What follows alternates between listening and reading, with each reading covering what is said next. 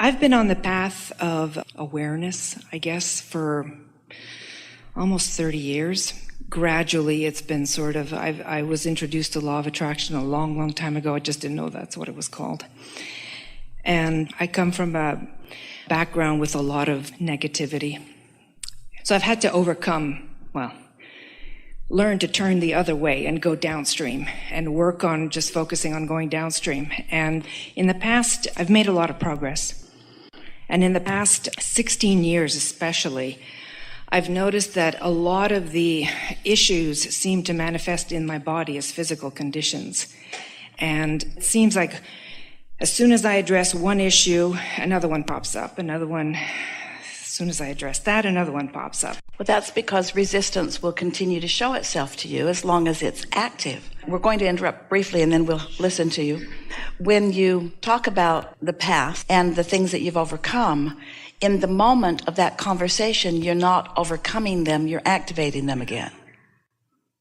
It's such an interesting thing. You just can't remember how much better it is now than then without, even the word better has a little trip in it, because better than this. So there's an automatic activating of what you've overcome when you have the conversation that you just had with us.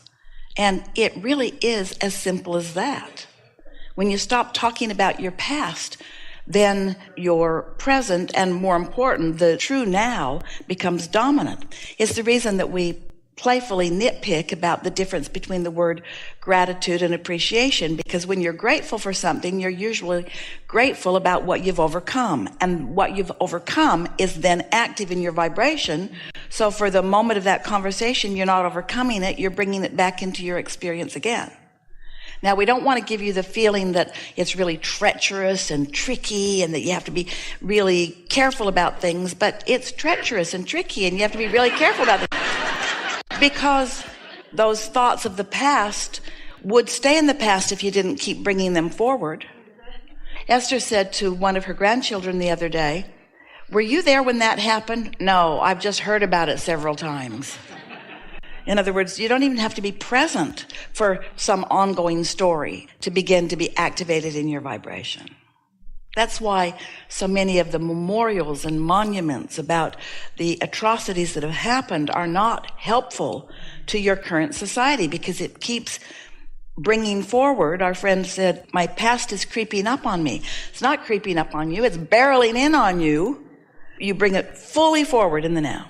So currently, for the last 3 years, I've been experiencing... The last 3 years isn't current. Well, currently meaning the latest... Well, more current than 16 years, but it's still not current. And you still don't need to activate it. You can't get to where you want to go as long as you are constantly assessing what's going on. We're not wanting to be hard on you, but that's what we were talking about earlier today. What's happening right now is what feels present tense is old residual. It's just the manifestation of the old vibrational residual. So isn't it logical that as you clean up the vibration, that then in time you'll move past all of that? Here's a good way to look at it.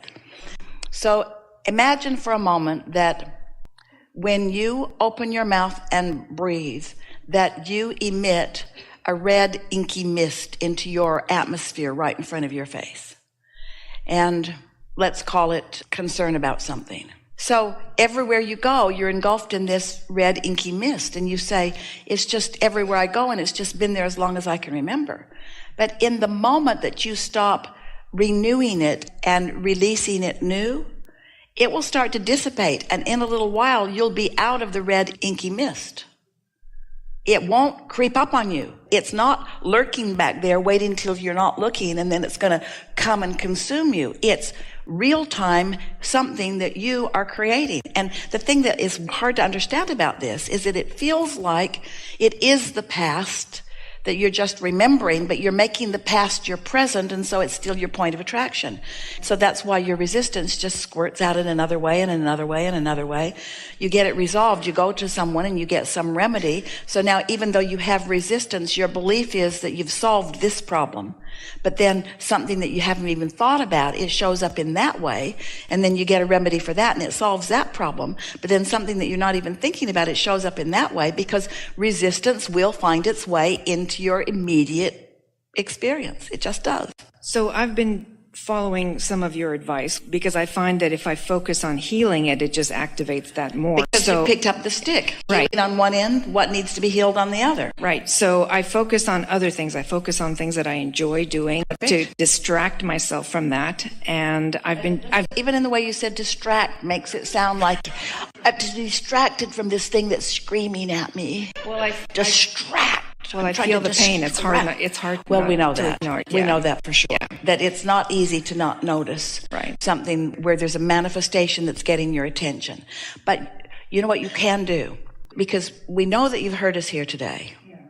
You can make a distinction between the, in this moment, physical manifestation of pain and the, in this moment, which is the same moment, awareness of better feeling emotion. It's like this pain is the catching up of previous vibration and previous emotion. And now, rather than reacting to the pain and letting the pain control my current emotion, I'm going to accept the pain as past momentum, and I'm going to find a different emotion in the process. Here's another way of looking at this. You're going to hear this. This will help you. Today we were talking about where your inner being is in terms of vibration and where you might be in relationship to it, and how your inner being is always calling you into that clarity, into that vitality, into that resiliency, into that recovery isn't the best word, into that renewal, into that replenishment. Your inner being is there and calling you there. And you're wherever you are, and you're having the sensation of being called from wherever you are. So then we were talking about how your inner being will not have empathy. Your inner being will not join you in your pain. Your inner being is in the new vibration, aware of you and where you are, but not joining you in the pain. So that's why you have the opportunity to find a vibration that's different than the pain would actually logically cause you to feel. In other words, you can feel different than the pain is sort of demanding. You can. The other day we had a conversation with someone who was talking about the financial market.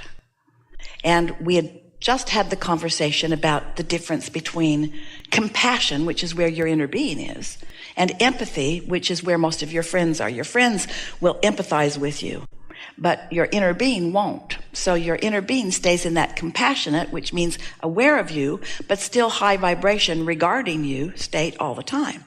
So we said to this man who was talking about the financial market, he was saying it felt to him like there are things that he can control, like maybe his thoughts. But it felt like there are bigger things that he can't control, like the financial market. It felt like there was a bigger force that he was having a reaction to. And it felt normal to him to have a reaction to this bigger force, to this situation that he didn't feel he had any control over. And we said, do you think that you could have compassion for the market? Sort of got his attention. In other words, instead of empathizing with the market and worrying about it, do what your inner being does. Know what you want, let the market be what it is, but don't let the market cause you to react.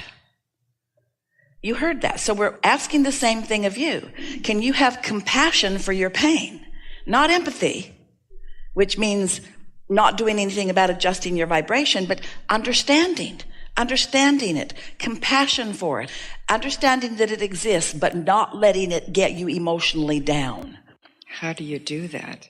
Well, you do it by wanting to feel better emotionally. In other words, one of the biggest debilitating factors of pain is that you get depressed over it, you get discouraged, you get worn out, where if you can find the replenishment of alignment anyway, then in that replenishment mode, your pain will begin to subside. Don't you know from your own experience that we're asking all of you to think about this, that if you've been in some resistance for a while and something's happened where your resistance has really been kicked into high gear because of something you're observing or something that happened or something that somebody says to you, doesn't your pain become more acute under those conditions? Isn't your pain more acute when you feel negative? Doesn't your headache get worse? Don't you stub your toe more often when you're in a bad mood? Isn't that when you slam your finger in the drawer or cut your finger on something? There is an absolute correlation between what is manifesting in your experience and what your mood or attitude is. So we're asking you to not let your pain affect your mood so much. And a lot of people would disagree with us and they would say, it's not possible. I wish you could be in my body and feel this pain and then let's see how happy you are, is what they usually say. But what we want to say is, it's the only way out of this. You can't be in a situation where you're hurting and now emotionally responding to the hurt because your attention is upon the hurt and cause improvement. Something's got to distract you. Sometimes people go into a coma and it distracts them. Sometimes they sleep really a lot and that distracts them. Sometimes they find some topical thing that gives them some relief and they feel the relief of it. So you do anything you can to give yourself some actual physical relief from it, but most of all, do anything you can to give yourself some emotional relief from it. So you said, how do you do that? Well, you tell us which of these statements, we'll offer a series of them, feels more emotionally better or worse. So I've been hurting for a long time and it doesn't seem to be getting better. Worse.